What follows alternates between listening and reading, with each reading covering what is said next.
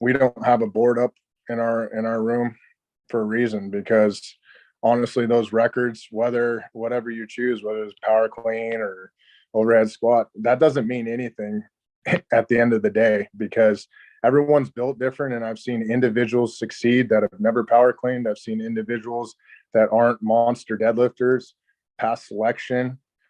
So I don't really use any metrics in terms of that. I just want them to get better from where they started with us to before they go to selection or go take another PT test. I don't find one set exercise or movement that is going to separate them, because everyone's kind of built different. So that plays a huge role. We don't put those up there for a reason, because I don't need people chasing numbers. I need people doing their job and executing well. Greetings, listeners. Welcome back, listeners. Hello, team. Hello, team. Welcome back to another episode of the Mops and Mo's podcast. Drew and Alex here. We've been able to finally track down a legend, and we're bringing him live to, well, not live. We've talked about this, but Alex, who do we have on? This is a good one. Those of you who are Arctic strong and gas station ready, you know who we're talking to. It took a while to track him down. He's pretty popular ever since he won Coach of the Year. He's in high demand. He also hunts in Alaska, and it's hard to connect with people that hunt in Alaska. He does. Sometimes he goes off the grid for weeks at a time to just like wrestle bears. We are talking to Reilly Kelleher. Reilly is the head strength and conditioning coach for JBER Strength and Conditioning. That's also a program that didn't exist until he got there and created it. So he has shepherded that thing from nothing into the awesome program that it is today. I get shout outs from soldiers that participate in his programs all the time. They love it. We've seen people re-enlisting in his space because it's made that big an impact on what they do. If you train either in his facility at JBER or if you train at Wolf's Lair at Fort Wainwright, you can thank him for making those facilities happen. But he's been coaching for the military for like a decade and a half at this point. Recently, at this last year's NSCA Tactical, won Tactical Strength and Conditioning Coach of the Year. First civilian to graduate from the Army's cold weather orientation course, earning his Arctic tab, just doing all sorts of really awesome stuff up there in Alaska, making sure soldiers are gas station ready. And Reilly's a no nonsense dude, which I think hopefully we did justice to that, and we teased that out of him a little bit, because again, the way that he goes about training his athletes is less about what you might be taught in a book and more about what has been shown over time to be effective and to work. And so there's a lot of nuggets in this one. Reilly is sort of the quintessential quiet professional, especially when it comes to strength and conditioning. And both from us and any of our guests, of course, everything they express when they come on our podcast here is just their personal opinion, not reflecting their employer or any of the organizations they've been affiliated with at any point. So enjoy.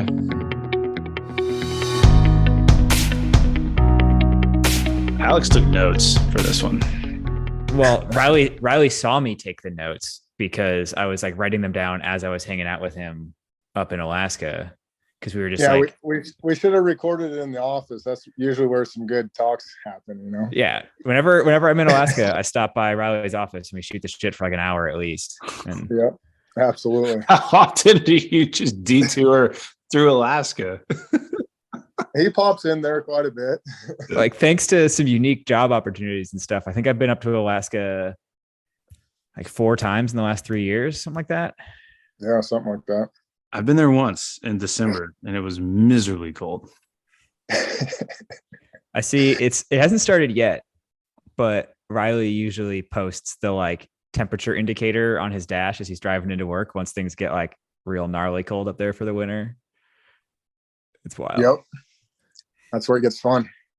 I was in South Carolina when I started seeing those posts. So it'd be like 60 for me and it'd be like -10 for Reilly. And oh God. Yeah, it's a bit different.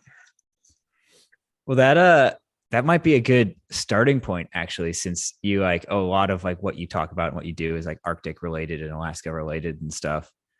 We started chatting when we were up there about how important it is for, like, if somebody's going to work with a population like that, that they fit into that culture and like want to be in that place and that kind of stuff. You've had a ton of success getting people hyped on what you do in Alaska. You've got like the commanding general training in your gym almost every day. Like, what do you think it is about like your love of Alaska that seems to translate so well up there? I think some of the harsh conditions, I think that it forces you to be a little bit tougher. You have to rely on yourself to be accountable. And, you have to be ready. I mean, the weather's going to come at you. It's going to be cold. You just have to learn to adapt to that stimulus. And it's just hard. It's hard living. It's dark. It's cold. So it puts a little bit of stress on you that a lot of places don't. Have you found any ability to like help soldiers who like get that culture shock when they get up there because they grew up in the South or something? Or do you think it's something where I was gonna say it sounds like a great advertisement for Alaska. Do you think people are just like naturally down for it or not? Like, I don't know. I don't think necessarily they're naturally down for it. There probably are some individuals that come up and just automatically love it. I think it builds on you. I think you learn to adapt. I think people like the struggle a little bit out here. They like the toughness, the remoteness of being in that type of environment and thriving. And the operations that they get to do are kind of unique compared to others in the lower 48. So I think it builds on certain individuals, and some individuals just love being up here. They do a year, they get used to the cold, used to the dark, used to the daily operations, of being in this environment. And some thrive and some are like, hey, I don't want to do another tour. I know, having been up there just a few weeks ago, I forget every time, even though I've been up there like a half dozen times now. Yeah, you live in Chugiak and drive down to JBER, and that, like, some of the mountain views as you drive, like kind of that like stretch between Palmer and Anchorage, is just absolutely incredible, man. Like, there's nothing, like, you can go to the mountains in the lower 48. There's nothing like the range up there in terms of just like ruggedness. And I will say, I know like Anchorage is different than Wainwright. It's a very different beast up there in Fairbanks. But I ran into a bunch of soldiers who had like fallen in love with it and like re-enlisted to stay in Alaska specifically because it was so awesome. I don't know. There's lots of stuff in the news about struggles with like soldier mental health up in Alaska, but there's also a lot to love up there. I don't know. There is, yeah. There's a lot of outdoor activities, hunting, fishing. That's some of the best in the world, The mountains, like you said, are amazing. I think just getting out and getting an understanding of the area is huge. I think, if you stay on the installation, you're staying in the barracks, not getting out on the weekends, trying to do things and experience new things. I mean, it would be hard. But man, there's a lot to do out here. There's a lot of new hobbies and things you can learn and just experience, So even if you just wanted to do one tour up here, come up and get the most out of it, and you'll have experience to talk about for a lifetime. Do you, because I'm thinking, I mean, like, obviously Fort Bragg, very different from Alaska. Do you find that the population that you work with either comes into that environment with sort of goals outside of work from like a fitness standpoint, or they adopt that type of stuff? And what I'm thinking is guys that want to get into like mountaineering or, hunting, just long duration endurance type stuff. Once they show up in that environment, do you find that there's a demand for training for that type of thing as opposed to just doing the quote unquote like job specific stuff? Yeah, I think that you get a wide variety. Guys that want to do triathlons, they want to go and do mountain runs, things along that nature. Guys will be doing the mountaineering things and rock climbing and things kind of on their own. I don't, necessarily program anything like that per se. But yeah, they definitely have hobbies and, they pick them up too. If they came up here and didn't think they'd ever do some rock climbing, we got rock climbing a wall in Buckner Fitness Center, that they can get their hands on and see if that's something they'd like to do. And then there's a downtown gym as well that you can rock climb at. So I think they learn to do new things, and it's kind of up to them to get out there and venture out and see what Alaska has to offer. This is not necessarily germane to the podcast conversation, but I'm curious how that hunting trip you went on went. Like I looked up, it's like an island out like south of Anchorage. Is that right? Yeah, it's a fog neck island off of Kodiak, and spent 11 days out there. It was pretty epic, very desolate. You're kind of on your own. There's no one else out there. Maybe a couple other hunting groups, further away, but I think we saw about maybe 3 to 5 people the whole time. But yeah, just a great experience. Want to get out there and do the real thing, get dropped in by a bush plane, a beaver plane on the water, experience all the elements. It sleeted on us, snowed on us, winds up to 39 to 40 miles an hour. Not a lot of daylight, but I mean, you got enough to go out and hunt, but you realize you're not the apex predator when you're out there anymore, So it's kind of cool to experience that and get your wits about you. Well, I think something like that probably helps your legitimacy a little bit as a coach, because a lot of what you're describing sounds a lot like being a soldier in the field in the conditions up in Alaska. So you get to know what they're dealing with and what you're training them for. Oh, absolutely. I think it's crucial for coaches to be getting out, experiencing the environment, having a better understanding, because it's easy to say, hey, go outside and sleep in the snow, guys, or hey, enjoy being in the field for 2 weeks. And I'm sitting inside in a warm strength and conditioning facility, So if you go out there and experience it and endure it, you have a better understanding. You can communicate with these guys. You know how they're feeling. You're beat up. You didn't sleep that well. It was cold. The wind blew all night. So your tent's making noise. There's so many variables that you learn by going out and experiencing it. That's why I'm such a believer in going out and doing the stuff. I'm curious. It's like, I'm sitting here thinking about this as a strength coach, and every strength coach, well, maybe most strength coaches you talk to will tell you like, oh, hey, you should totally like walk the walk, but not everybody does. And I don't want to like offend anybody, but I just want to throw that out there and be like, what would out of curiosity, like what is even the counter argument for not doing that?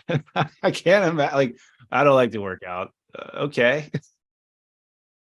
No, I agree with you. I think there's a lot, without calling anyone out or anything. I just think there's a lot of talk and not a lot of doing. And, if we talk about getting real buy-in and understanding from a coach's perspective and the group you're working with, if you're not out there doing it, you don't have to be at elite level, but if you're not out there trying to get better, how can you tell your guys to go run 5 miles? How can you tell them to put 45 to 60 pounds on their back and go ruck 12 miles, while you're sitting in a warm building, getting to lift to your music and everything's kind of regulated there, where they're out in the elements kind of going through it. And, it's just not comparable. You got to get out there. You got to experience it. You don't have to be a world-class athlete doing it, but you'll have a better communication with your guys and people you work with for sure. So I'll ask you a question that we've chatted about in the past, because I think it ties in nicely with the like need to get out there and experience the reality and train where they train. You're a pretty big advocate for the importance of having an appropriate facility to run a program, though. Like where's that balance between like knowing how to train in the environment where they're going to train, but also being able to provide them like a space to do the training you want them to do and to introduce them to your program and all that kind of stuff? Right. So I think the facility is the building block that's needed for them to be able to do the tasks they need to do. You don't have, I wouldn't have someone throw a backpack on and, hey, you need to go ruck 12 miles without trying to build them up and progressing them to get stronger. Right. We build a foundation in the weight room and we use that as a tool so that they can be successful in their daily tasks as soldiers. I'll hit you with my classic kind of, I think this is like a chicken and the egg kind of conversation, like which comes first, the people in the program or the facility. And if I'm not mistaken, the facility you have only exists because you've been there and been able to advocate for it and being able to tell them what's necessary. Like what do you think it is? Like, I don't think people are going to create facilities for like a hypothetical program. I think they're going to create awesome facilities for a program they already believe in because there's some awesome people there doing cool stuff. And I think that's exactly what happened with you, where they saw the value you added and then invested in it. Absolutely. I think having the facility and getting the results is what built the buy-in and the understanding to the program. I mean, we don't force anyone to come in. They come in on their own. And, you know, they experience it and they start seeing, you know, improvement, adaptation, and then they get hooked. Did JBER Strength and Conditioning exist before Reilly Kelleher got to Alaska? No. Were there gyms in Alaska before you got there? Yes. Yeah. We had the standard bodybuilding gym. We didn't get the expansion until a couple of years later after I was on board to where we had that giant facility that you've seen before. And then we had that empty space in the back, and that's where we designed and came up with a plan for the strength and conditioning. So how did you sell that one? How did you justify that? How did you like create because you created the program you have within the architecture of like MWR really. And that's not something we've seen crop up in a lot of places. How did you pull that one off up there? Yeah. You know, I saw that we had that open space and I wanted to utilize it to train soldiers, and we had some funding, and, you know, I had an idea and did a CAD layout with a company, and then I went and presented it and sold it, you know, as a means of providing a place for soldiers to get work done uninterrupted. So they're not fighting for equipment from other individuals using the facility. And it's you know, closed door, and they get to come in as a platoon and be uninterrupted. So it was just drafting an idea and slowly just building on it. And when we got the approval, it happened. And then it was put your money where your mouth is now, you know? Well, it sounds like you skipped a step. It sounds like you skipped a step to a small degree of like, yeah, there was an idea and like you designed a plan and pitched it and stuff. But what had to be in place before that was you had established your legitimacy that like you're the real deal and you can add value. So I think that's the step one here, is that everybody says like, well, we can't like add the value we want to have until we have the facility. You gotta establish as much value as you possibly can and build quality relationships with decision makers before they're going to invest in like the improvements you need to make it the sexy, awesome program you want it to be. Right. Yeah, no, it's definitely about building, you know, good relationships and, you know, in a way, kind of proving yourself, you know. A lot of talk is cheap, and, you know, we've seen PowerPoints, right? And we've seen things and stats and all this, you know, and then you go look at a program and it's not doing what it said it was doing in the PowerPoint, you know. Let's just be honest, we'll call it what it is. So, you know, just being about it and making sure that you're delivering quality product was my priority, you know. Once I acquired the facility, it was like, hey, game on. We got to get things rolling. And we just got to put the work in. We got to work hard. I got to work hard. I got to, you know, make sure I have everything dialed in so that we can be efficient, whether it be programming, whether it be what type of tools that we need in the gym, what is going to be the most useful thing for these guys and gals to use to improve their readiness. I know you mentioned that your program isn't mandatory, and then that's something that we've talked about on here a number of times with different guests, is just this idea of buy-in and whether because in the military, the easy button is to just enforce stuff. I mean, that structure is in place to where if you, in some cases, wanted to do that, you can. So for you and the culture and environment you've created up in Alaska, like what are some of those key principles when it comes to generating buy-in and making people want to come back and want to engage, and in some cases want to re-enlist because of the program that you have created up there? Absolutely. Yeah. One main thing I would say is just being able to communicate with different individuals is one, right? We got to be able to talk to different people from different backgrounds, and motivate them and get them to come in. And then the other thing is being adaptable. So as a coach, being adaptable, that, hey, one size doesn't fit all. You're not having to do a straight bar back squat because that's what's on the program. I can give you an alternative. Hey, maybe you've never touched a barbell and you just need to learn the squat pattern. So having that on the spot, being kind of what we say game ready, when an individual comes in, we can be able to give them exercises that are appropriate for them. And then that makes them want to come in. You know, you see a lot of times groups that go in for PT, they have that one or two stud that's over by the squat rack squatting, 300 pounds, and then two other guys standing around not participating because they're not that guy, or they don't have the experience. So I think, being very adaptable as a coach on the spot and be able to give alternative exercises, and I wouldn't call them regressions necessarily, but just alternatives, so that they can be part of the team and no one's kind of put in the corner as the odd duck. And so they feel part of the community or part of the culture inside the gym. And I think that's what helps them come back. I think that's a big thing. It's interesting that you say that, because it's something we talk about a lot on the podcast here. Your answer was not the results they get or that your program is somehow magically better than any other program. You talked about the way they feel and the community they're a part of. And I think that's something I want to foot stomp and remind people to pay attention to that and don't skip past it, because that's crucial. What you're building in that space, yes, the tools you use are barbells and dumbbells and kettlebells and all those things, but what you're building is community and people caring about it. Well, let's be honest. We got people from all different skill levels constantly rotating through every installation, every 3 years, every 2 years.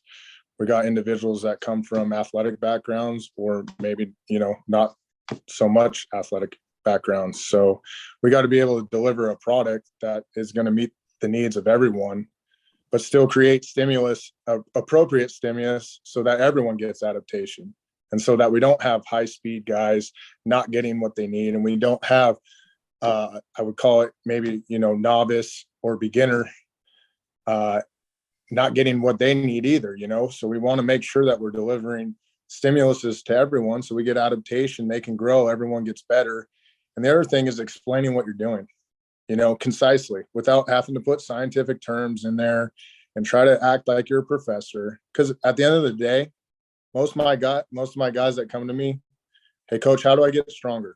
Hey coach, how do I get bigger? Hey coach, how do I make my run faster? They don't go, hey, is it the Krebs cycle? Is it this? Is it glycolysis that's going to get this? Is it no, I mean, they want to know exactly what needs to be done.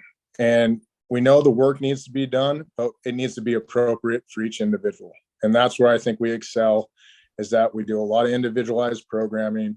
We're able on the spot to get regressions, progressions, alternatives, whatever you want to call it. We're ready to do that, and I think that's huge. I love that the two things we've touched on are, you don't necessarily need the facility, although you can work your way up to earning the trust of leadership to gain the facility.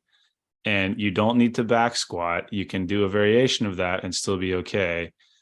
And those are the two biggest friction points I hear from coaches around why they maybe can't succeed, is because I don't have the right stuff, or people don't want to do capital M, capital P, my program. And I think it's nice to hear from you and the success you've had of you can arrive at that point, like we mentioned with the facilities piece, but you don't have to have that in place to get things started. You can work on the soft skills, which I know is something that we've hammered in just about every episode at this point.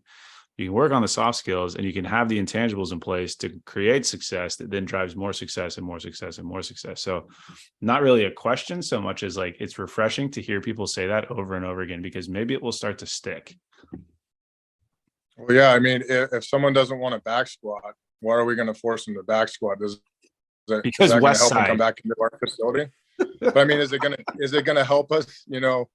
Are they gonna come back in the facility and be grateful that you're just, hey, you can't find an alternative method to get them stronger for lower body or another squat pattern that they can do? There's just, I think another key, with the adaptation part and the adaptability piece is finding stuff that works for individuals and that they somewhat want to do.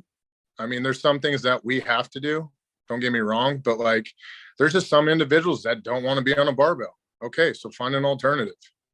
and they're going to get some good responses and adaptation, and good things will happen, and then they're coming back. They want to come back in because they know that you will be able to customize or change something up to the needs that they want.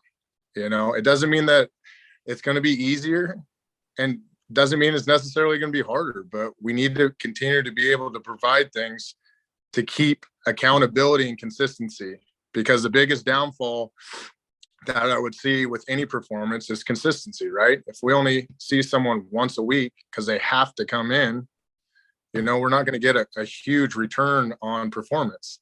But if they start coming in on their own on those off days that they aren't assigned to go do something, we're kind of winning, Maybe that's the measure of success then, is not compliance for like, oh, we programmed 10 days and they showed up for 8 of them. It's like, we didn't program for 5 days and they showed up for all 5 of those days. Maybe that becomes your measure of effectiveness, is how many off days did people come to the gym?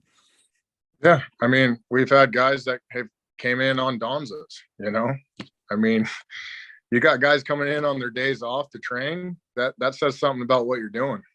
That I think that's a good thing. That's awesome. I'll kind of combine two here. We've chatted about this before. Something I riff on a lot is that too many people don't know what the goal is that they're training for. They're just kind of like doing stuff with some vague idea of the direction they're going. And you and I've chatted a lot about kind of like people make assumptions about what tactical is or what the tactical population is and skip the whole process of doing like an actual needs analysis before they like assign people stuff. And I'll tie it in because I know you're like kind of a GPP fanatic, but like tied up in that is they try and like invent sport specificity based on their concept of what tactical looks like. What does your process look like in terms of figuring out what you're actually training somebody for, and then what you prescribe for that? Yeah. So, looking at a needs analysis for a soldier, and everyone's going to kind of have a different opinion, like you said, but they need to be well-rounded. And just like Dr. Orr said in the podcast as well, they need to be good at everything, right? I think it's just picking the right exercises and movement patterns that are important. And then I also believe in rotating exercises. I think that's one of the best things that we've done, is that we constantly rotate exercises. So, maybe Monday they come in and they do a rear foot elevated split squat. And then the following week, they're going to come in and do a pitch shark squat or a belt squat. They're still squatting. We're still getting that movement pattern down, but we're rotating that. So I think that helps with injury prevention by rotating exercises, because let's be honest, we're not here to build them to have the highest 3 lift total. It doesn't really matter. We want them to be strong. Don't get me wrong. I'm a huge advocate of that, but to be focused on the bench press, the deadlift, and the squat only, you're missing a lot of variables in training that you can just get better at. So as far as the needs analysis, we need to be good at everything. We need to be thrown with different implements, different planes of motion. We need to have different energy systems developed and ready to roll. And then at the end of the day, we need to be ready to go. Like ready to go. Tomorrow, if the guys get called and say, hey, you got 12-mile ruck, I want them to be ready to go. Hey, you got a PT test? No problem. We don't need to take 2 days of rest. We'll go knock out the ACFT. We'll be done with that, and then we'll move on with our training. I understand the importance of rest and recovery and prepping up, but in the military and on missions and deployed, you got to be ready kind of for whatever, because things change. You can have the best plan in the world, but it can change. So by preparing them with different exercises, creating different stimulus, their bodies continue to adapt, changing different rep range, time schemes, is huge. Is this where the gas station ready comes from? Absolutely. Yeah, absolutely. Yeah. We just want them to be ready, Because I can imagine, I can imagine an Alaskan gas station, you're prepared for a different kind of situation than maybe like a North Carolina gas station. I haven't encountered many bears, but I can imagine in Alaska that might be something we have to deal with. It could be a possibility. I think Reilly could take on a medium-sized bear. So I think in what you said, there's some cool observations that I kind of want to draw out of that, because they're specific to like the whole mops and mows concept of how do you evaluate the effectiveness of what you're doing. Drew constantly riffs on the fact that like you hear all the time that like good training is boring by nature, like it's the same stuff over and over again. And I think some of that comes from the fact that, and we've all shared this with each other before, but like powerlifting seems to dominate strength and conditioning for some reason. And if you're training for a really specific goal, then your training is probably going to be pretty boring and pretty repetitive because you have to hammer those specific things you're looking for adaptations on. But we're not training tactical professionals to be powerlifters. They have a really broad goal, like so broad that it's really even hard to define it, which is challenging because we have to get more creative and implement more things and have more variety. But the benefit of that is the training does not have to be boring anymore, because you're not training for super specific things. You can have a really wide degree of variety and kind of like you keep the movement patterns in mind, but you get to introduce a bunch of new stuff. And we heard Mark talk about it. Like he wants to constantly be exposing people to like exercises and ways of training that they've never experienced before. And that's a cool way to get people interested in what you do and like show off some of the knowledge you have and make yourself valuable to them. I think that's really cool to hear. Like it doesn't have to be super repetitive. And like a feature of your program is that there's a lot of change in what they're doing. Wait, I want to piggyback on this one first before you answer it, because I think there's a risk of going so far in the opposite direction that it becomes random. And so I'd love to hear you tease that out, this idea of variation, which I would agree with what Alex said. Like that's kind of one of the keystones of tactical training. But I do see some folks take that to the extreme and we're just being random for the sake of being random. Right. Yeah. So I think the first thing is you got to have purpose, right? So if you have purpose to your programming and purpose to your variations and why you're doing it, I think that helps answer it. With the adaptations and the alternative exercises that we provide with the so-called variations, it allows people also to find their niche, right? So maybe some guys are into kettlebells a little more, or they're going to grab those instead of dumbbells. Basically what we're trying to do is expose individuals to different implements and ideas. It's not random because we're programming it. So that's where we're going to answer that is it's not just a workout of the day posted on the board. It's programming for the week. So that we've answered everything and we have a reason behind certain exercises that we're selecting. So that is the big thing. And then, like I said, the purpose. So, you know, we're not just having them work out to get tired. You know, we might focus on a week of single leg work, single arm work. We might focus on, hey, heavier loads, tempo. You know, we do a variety of things so that we're creating a different stimulus, because where I find injury happening is people doing things over and over and over and over and expecting a different result. And let's be honest, just like Alex said, we're not here to build power lifters. That's great if that's your hobby. We're not here to build Olympic lifters. That's great if it's your hobby. So they don't need to be doing that over and over and over. I can give them a different hinge pattern. I can give them a different squat pattern, a pull pattern, a press pattern. That's what it's going to be the most beneficial for the tactical realm, is because they're going to be in environments where things are going to change. And so they're going to have to adapt to that. They're not going on the football field every time and going 3 to 5 seconds on the same thing over and over and over. Every mission is going to be different. They might have to go longer endurance. They might have to have more anaerobic work to kick down a door and run up the stairs, depending on their MOS and jobs. So, I mean, I think there's a lot of variables that play in it. But when we talk about variation, we, my coach Mike and myself, we have purpose behind every week that we do in our programming. We're going, hey, we got to emphasize more single leg work. Hey, lower back's got to be stronger. Hey, we're going to anti-rotation needs to be our focus this week. Hey, we got to bump up our aerobic capacity. So we're going to do some VO2 builders. So we have a concept and purpose each week. And so when it's like people take that variation to the extreme, if you don't have proper programming, I guess is what I'm trying to say. I do see that. I mean, getting into sort of the X's and O's a little bit into the weeds, like I see that happen a lot where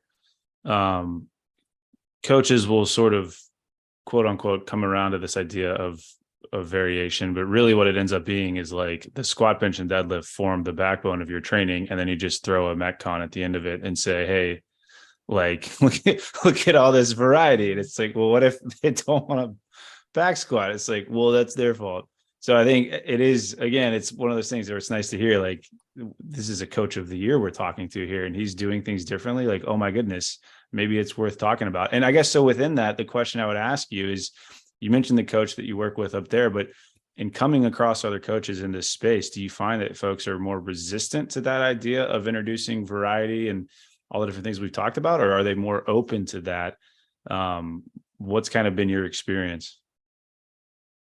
Yeah, my experience, I wouldn't say it's been totally like this, but I've had a few encounters where individuals come from an athletic setting and they regurgitate what was passed down through their internships and grad assistant time, and then they got assistant time, and they're following what the head coach says and what he approves, and they're kind of pushing that philosophy instead of having their own. And so then you'll run into guys that are big Olympic lifter guys and guys that are into the big three, and that's what they focus on. And you can see that through their image, right? You see that through guys, big strength coaches, big, they can lift big, but in the tactical realm, you got to be good at everything. And I think if you want to be successful, you got to experience different things. You got to go do kettlebells, TRX. You got to go be able to run and ruck. And just be good kind of overall. You don't have to be great, but you got to go experience so you have better relationship with your clientele. I mean, how can I tell them how to go swimming or ride a swimming workout if I don't get in the pool ever and train and know how it feels to swim a 500 meter, or swim a mile, things like that. So I think, I've ran into some that are really responsive and are open to ideas, but I think a lot of times in this realm, there's a lot of egos and there's a lot of people that are a little hard-headed. And I'm just kind of open to everything because I take bits and pieces from every guy out there, whether it be, Louis Simmons or Dave Tate or DeFranco or any of those guys, I'm taking bits and pieces. I'm not bought into just one program. A question I was thinking of as you talked about like individuals' hobbies and what they're training for. What are your training goals? What is your personal training style? And how does that differ from the way you train the soldiers that come through your facility? Yeah. Well, my training's changed over the years, and it continues to change. Obviously I'm trying to get as strong as possible and was doing that for a while. And I kind of go through phases where I just go, hey, I need to get better at something, So, a while back I was running a lot, trying to improve my 1 mile time, my 2 mile times. Doing a lot more hiking and stuff last winter. This winter, going to get back out there, do some more rucking, get up in the mountains and do some more climbing and things like that. But it constantly rotates. I don't really have just like, soul set goals like, hey, I'm just going to do this or that. It's like, hey, what do I need to improve on? What I've been slacking on, whether it be, hey, I need to get in there and do some more conditioning. So I'm going to implement that into my programming. So it kind of rotates, but overall, I just want to be ready to do whatever task is needed. I want to be able to go jump in and run 5 miles or go jump in and lift weights with the guys or whatever it is. I just want to be ready to do those things. This might be, I don't even know if you'll be able to answer this, but this is just out of my own curiosity because I love these types of questions. If you had to come up with, and you can tell me to just shut up and go away, by the way, at the end of this question, but if you had to come up with some arbitrary, like up on the whiteboard metrics that you think would define success, and this can be for you or for the guys that you work with, but just some like, we'll call them benchmarks because I know that's what everybody loves to hear is benchmarks. But if you had to come up with some benchmarks, X on this lift or whatever, this, speed on this distance, what would those be? And again, you can tell me to shut up and go away. I mean, honestly, in the realm and what objectives we're trying to meet, we don't have a board up in our room for a reason, because honestly, those records, whatever you choose, whether it's power clean or overhead squat, that doesn't mean anything at the end of the day, because everyone's built different. And I've seen individuals succeed that have never power cleaned. I've seen individuals that aren't monster deadlifters pass selection. So I don't really use any metrics in terms of that. I just want them to get better from where they started with us to before they go to selection or go take another PT test. I mean, the results are going to be more important than the record board. Having them improve on a med ball throw or having them pass the ACFT because they weren't passing it before. Those are the results. That's the record I'm worried about. I'm worried about them improving on those type of metrics necessary to do their job or, stay in the military. I don't find one set exercise or movement that is going to separate them because everyone's kind of built different. And so that plays a huge role. And, we don't put those up there for a reason, because I don't need people chasing numbers. I need people doing their job and executing well. That was perfect. I was hoping you would answer the question that way when I initially started saying it. I was just curious to see it. You nailed it. Knocked it out of the park. Well, I'll shout out here because Reilly didn't bring it up specifically himself, but Reilly is very anti-record boards. We've had this conversation a few times. But the one thing Reilly does have up on the whiteboard in his space, and it's worth noting, there are no names associated with this. Nobody writes their name as having achieved it. There's just numbers. There's the number that have attempted it and the number that have succeeded at it. And there's only 2 events. And they're events where essentially performance doesn't matter, just effort matters. So one is you put on a 44-pound weight vest, I believe, and you get on a Jacob's ladder and you stay on it for an hour. The alternative, if you don't want to do an hour, you can do Jacob's ladder for half an hour, but you're going to put on 2 of those vests. So you're going to wear 88 pounds and do it. And it does not matter how fast you go. Nobody records your time. Those are non-factors. It's just, do you stick with it for the whole period? And you're not going to get to put your name on the board. So nobody's going to come in and see your name and celebrate you later. You're just going to have checked the box of I suffered that much for that long. Which one's harder? I think the one with the 2 vests for sure. I was gonna say that sounds worse. For sure. I don't know if you've had this happen with a Jacob's ladder. I get vertigo watching that thing turn over at the top because you don't know where to stare. And the model that I have done it on has if I remember, there's a dude wearing either a firefighter or police. I think he's wearing a police t-shirt. Okay, so everybody's the picture gets seared into your brain. Yeah, you stare at the same, and then there's a woman doing something, and you just stare at these same people for an hour in this case, and you just get vertigo because the rungs of the ladder are passing in front of you. It's that sounds brutal.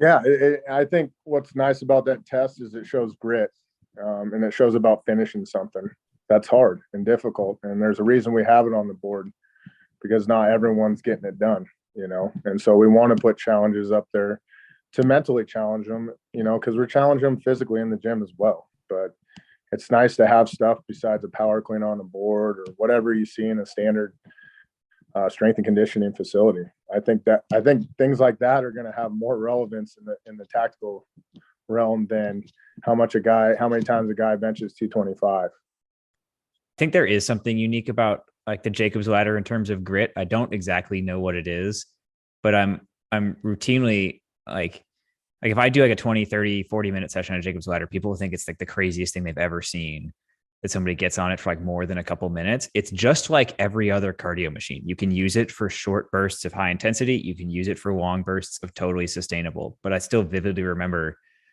I was on it for half an hour at the gym here. And some soldiers wandered by afterwards and were asking how to use it because they'd never been on one before. And one of them asked, will this help with my 2 mile? And any cardio modality could help. This help with my running. I don't want to run. I said something like that. And so then I walk away, but I keep an eye on them to see what they do. And they each get on the thing for 30, 45 seconds and they get off. I'm that's not going to help your 2 mile. I can tell you that. You gotta actually use it for a little bit. It's not magic. You can't just I don't understand. But some people have, for whatever reason, a huge issue pacing themselves and like staying on that thing for a while. And I think that's a pretty good like teaching implement. Like, yes, you can in fact get on this thing for a really long time, just like anything else. I don't know what it is. It's something, it has an X factor to it that's pretty good for that grit stuff. Well, yeah, and it's great. I mean, you're reintegrating the crawling pattern, right? It's basically an incline bear crawl, right? So you're building some coordination. You're using your whole body, so you're demanding more. So I think it's a great tool. I mean, basically the evaluator, you know, is 1 hour of doing an incline bear crawl, you know, with a vest on. So I mean, I think it's a great tool. Alex, did you do that when you were out there? I have not done it with the vest on. I will admit that. I have not done Reilly's events. Maybe it's because I'm just mentally weak, or who knows, but I'll crack it out. We got Jacob's ladder here. One of these days I just need to grab a vest and do it. Absolutely. I'll put it on Instagram Live or something so everybody can watch me suffer. Oh, there you go. How did you, I mean, not to go down the Jacob's ladder rabbit hole, how did you arrive at 44 pounds? Was that just what you had available? That's what that standard weight vest we have. Yeah. It was just, hey, that's what they weigh. Let's put it on. Let's see who can for an hour. I don't know if somebody had like talked to you or if there are other coaches that are like believers in like the weight vest Jacob's ladder combo. But I know at like the Yarborough complex, like amazing soft gym at Fort Bragg, if you go like towards the back wall, you'll find like a line of Jacob's ladders, probably like 10 or a dozen or something like that. And sitting next to them is a rack of 44-pound weight vests. It doesn't feel like a coincidence that they are like fully set up to just crush souls that way. And that's like the SF group out there. So like there's something in the water that gets people really into suffering on a Jacob's ladder. Oh yeah. Yeah, I think it's super beneficial. I think, you know, in doses, it's good. You know, you don't always have to have a vest on or anything like that. We're not doing it to make it tactical with a vest. We're just making it more demanding, making it harder. So that's what we want to do, so that they have challenges, so individuals can come in and, you know, I want to open individuals' minds about what, you know, performance is. It's being able to do the task, right? So like in the tactical realm, you're going to be asked to do a lot of things. And so, you know, the guys come in, they probably don't get on the Jacob's ladder ever. It's a great one to go, hey guys, why don't you give this a shot? And 5-7 minutes later, you know, people are dropping like flies. Well, hey, we got to address this, right? Where are we weak at? Where are ways we can improve, you know? So I like throwing that out there, and it's just been really good to have. Hold on, I got to tee this one up because we're talking about aerobic capacity. Alex knows exactly where this is going. That's where I was going to go to. I want you to riff on zone 2. I'm not even gonna, that's all I'm going to ask. I mean, riff on zone 2. Yeah. So I can understand the premise and stuff, but here's the deal. On a day that I feel good and I'm out there running, I'm not going to go wind it back down and go, oh, hey, you know, don't set a PR today on your ruck. Your pace is amazing today. You feel good. Hey, don't go do your best. Tone it down. You know, that's one thing on the zone 2. The other thing is, are we having individuals just maximizing their effort like that? Is everyone redlining? Do you see people out there just redlining their 5-mile runs and redlining, you know, 2-mile runs? I don't see that too often. What I see is frequency being integrated too much, and that's where injury and improvement aren't happening. I don't see it from giving effort. I understand keeping people somewhat calibrated in certain scenarios, but in my experience, you know, if I feel good, I'm going to go, you know, and there's going to be times also that you're going to have to go when you don't want to go. So I think there's a balance to it. I'm not just totally a naysayer to zone 2 by any means. If that works for individuals, so be it. I just want guys improving and trying to do their best every day. And that's putting effort in. And if I always calibrate them down and think that I'm the one that has the dial switch and I can do it, sometimes it's going to be based on them and how they feel. You know, I don't want to impede them setting a PR or doing better by saying, hey, nope, only can be at this heart rate. Nope, only do this at this intensity. You know, I understand there's an importance to progression and things along that nature, and not always redlining. But I'm not going to just mandate that out that, hey, just run at a steady state, zone 2.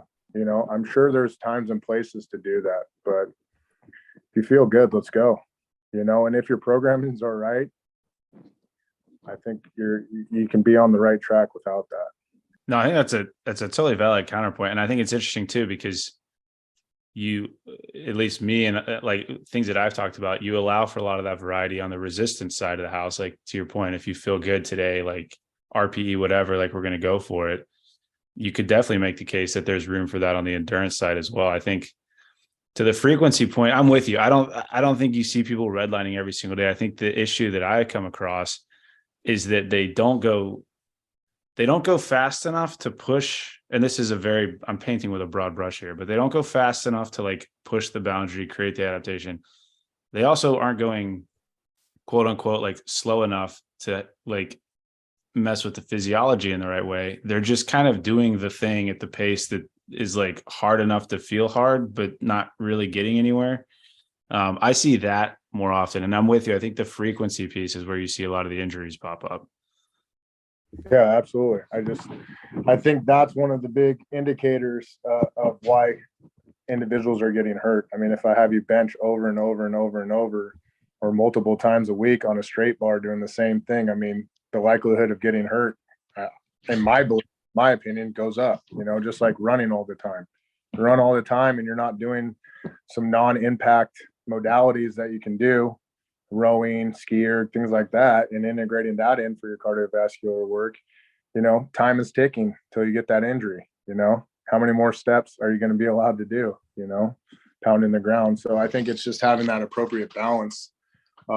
That'll be huge for the injury thing. And then as far as the zone 2, I don't think everyone's out there just getting after it as hard as they can be, you know, and maybe there's a lot of individuals that are doing that, but I think it's the under effort. Like you said, you're kind of in that middle.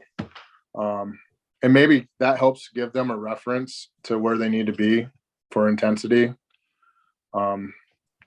But I just want to go out every day. If it was me personally, my beliefs, if you said, hey, go run 3 miles, I'm going to go run, you know, at a pace that I feel I'm getting a good workout. And I think that's a little different when you have seasoned individuals, because they're going to want to push themselves and they know kind of where their threshold is and where they need to be for training. So I can see that being maybe for some beginners or some intermediates or even advanced people that like to monitor heart rate and things. But I go a lot by feel. And I think that works as well, because I think when we start integrating a lot of metrics and things, I think we're overcomplicating things and we're just trying to get people to do work. Yeah. Put effort in, get better, change it up. Don't run every single day. Don't run 5 days a week. You know, find something else to do to stimulate your cardiovascular system.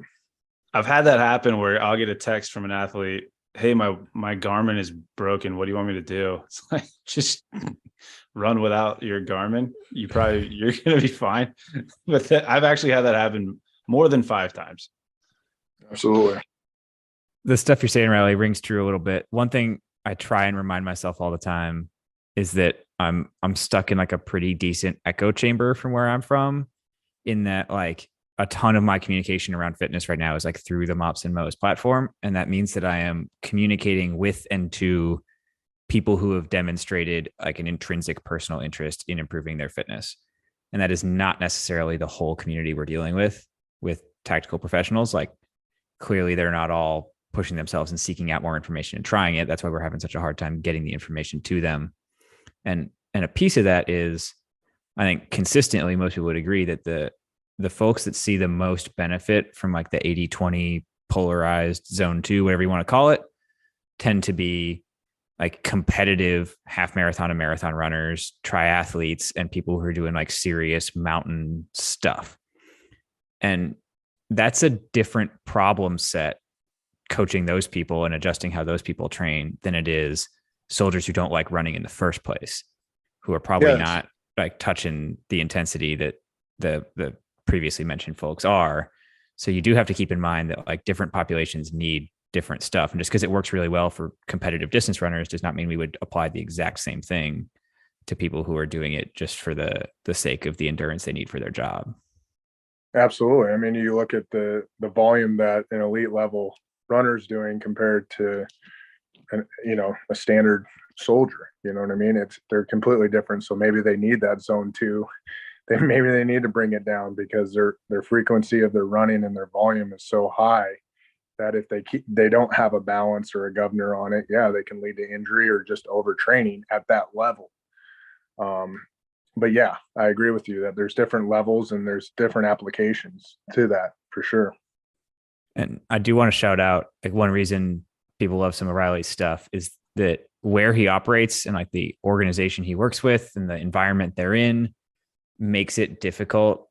Like, Drew's at Fort Bragg, everybody can go out and like run Ardennes pretty much any time of year. It's not going to be an issue. If you leave Fort Bragg, you might get shot though. That's true.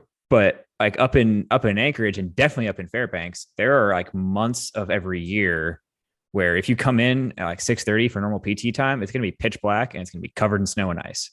And that's not a great environment to go for a jog. So like Reilly's become something of an expert in how do you condition people for the job, which is ultimately a lot of like dismounted on your feet for long periods kind of endurance without the tool we constantly turn to, which is a ton of running and especially like road running stuff. And so I think like I'm always interested in like the modalities Reilly uses and the approaches Reilly uses, because even if you're not in an environment where you can't run, one of our biggest injury causing things is running. And one of the things soldiers complain about the most is running. So how can we make them better at it? And not just better at running, but better at the actual endurance demands of the job, which don't tend to be unweighted running. They tend to be a variety of things. How do we make them better with alternative approaches? And like Reilly's proven to be pretty successful at that, both for guys like operating in Alaska and also for guys seeking out various selections. So that's why I go to Reilly for his advice. Yeah, in my opinion, I think we can use different modalities, and that's kind of what's been successful with what we've been doing or what I've been doing up here, utilizing the rowing machine and the ski erg, and we have a rope trainer and Jacob's ladder, and we integrate pitch shark marching for time. And so those have been great alternatives, and to be honest with you, you've got to just find a way, right? So we find different things that are going to stimulate the heart, get the cardiovascular system elevated. And then we do different frequencies and intensities and durations and rotate that through. And I think that's been a great alternative for them. I'm not saying not to run. I'm just saying I don't think it needs to be overused and abused.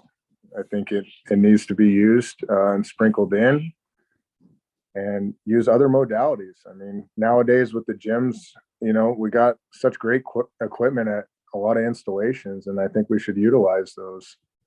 I think that'll help bring down some injuries and improve performance because they're just going to be getting used to different modalities, and the rowing machine with the full body and the Jacob's ladders and things like that, where they're going to build some great capacity using those tools.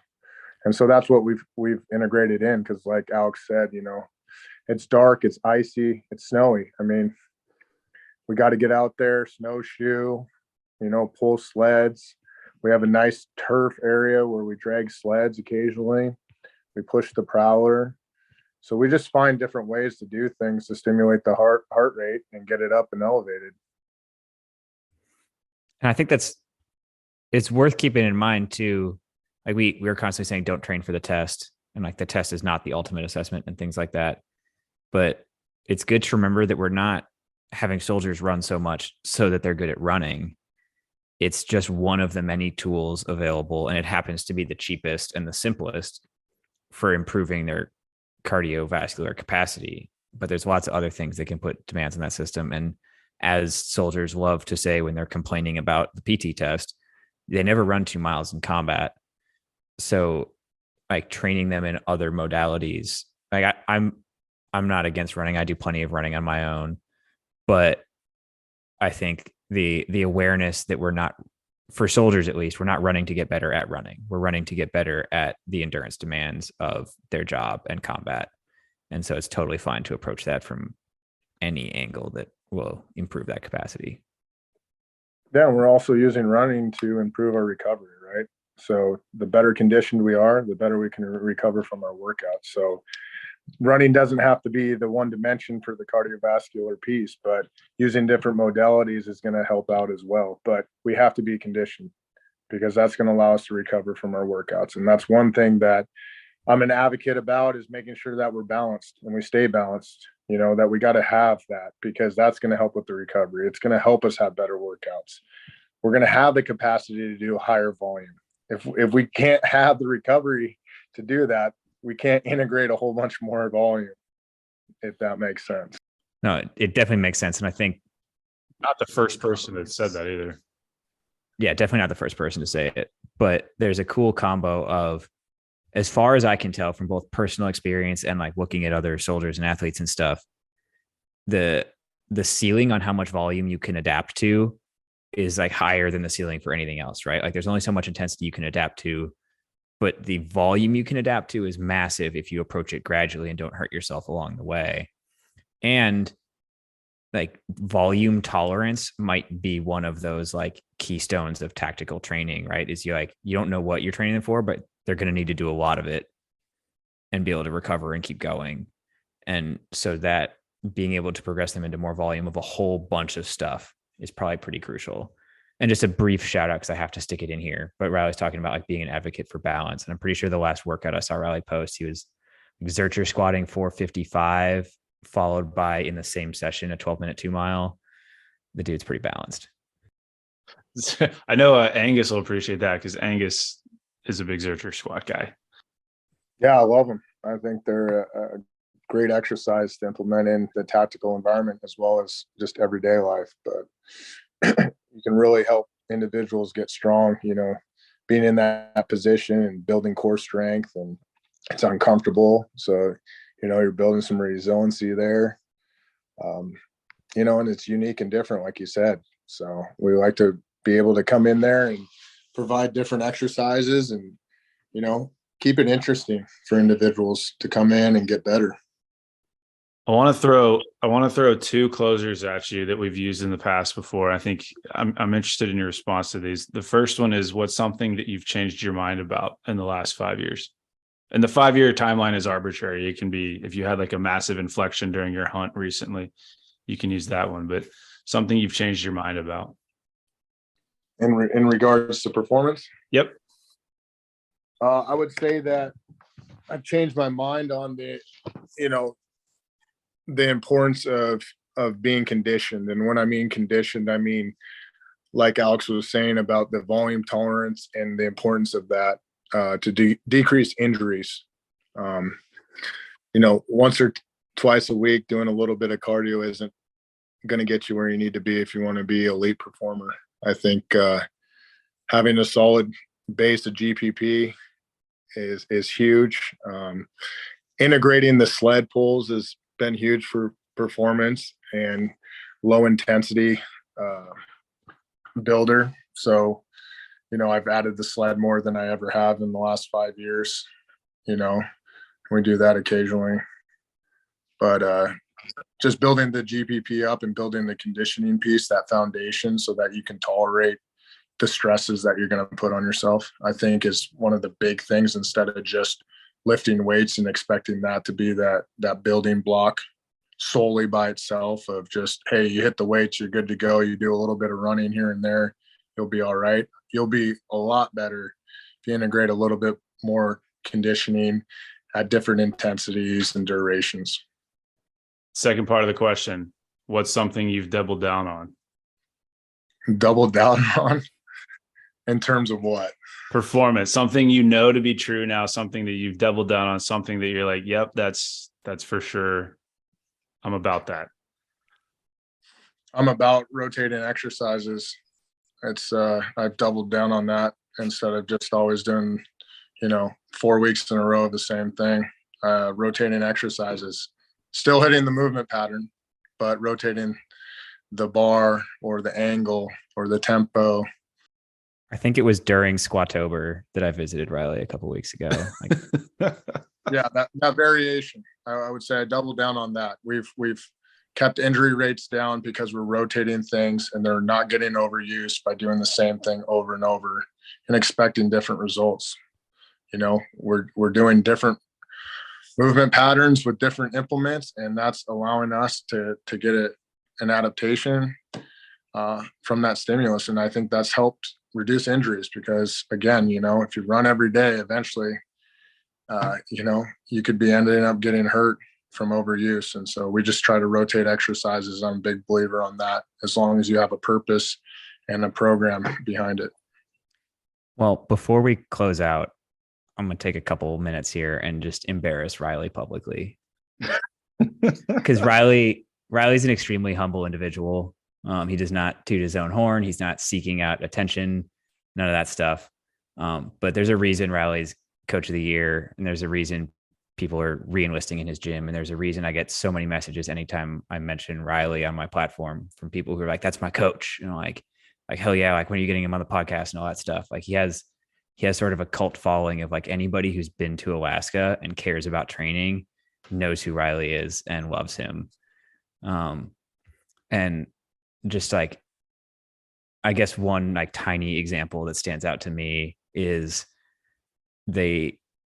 special operations leadership went up to Alaska to track down Reilly and ask what he was doing, because people that were coming from there were passing selections at higher rates than people that were coming from anywhere else. And they wanted to know what the secret sauce was. And it turns out the secret sauce is Reilly's training. And that's like, that kind of speaks for itself, I think, in terms of like the proof is the results, and not the results in terms of a record board with some crazy high squat maxes on it. Results in terms of people getting better at their job and getting to pursue cool things professionally that they never would have without access to training like that. So Reilly, you already know I'm a fan of yours, but there has been significant demand of people wanting to hear from you on the podcast. Not a lot of people get to learn from you unless they get the chance to go up to Alaska, but you're doing awesome stuff up there. I'm really glad we got you on. Yeah, no, I appreciate you pulling me on and having a good conversation. And don't try to follow him on Instagram because he won't accept it. It took, I think, several months to get admitted into Reilly's world. So thank you for that. No problem. in a career field where it seems like I hope people that follow me have heard this message a lot, but just because somebody's platform is massively popular and they're making a bunch of money does not mean they're the best at what they do. There's a lot of like charlatan stuff on pages that are massive and accepted as like the truth.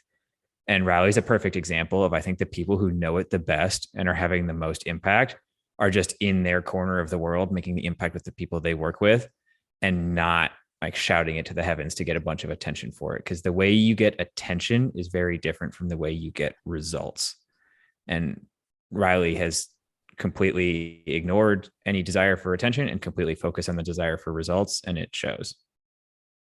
Yeah, I appreciate that. Yeah, that's what we're about, is getting results and getting people to achieve things that they didn't think were possible, and provide them with the right tools. And so that's what I'm there for, is to help individuals get where they need to be.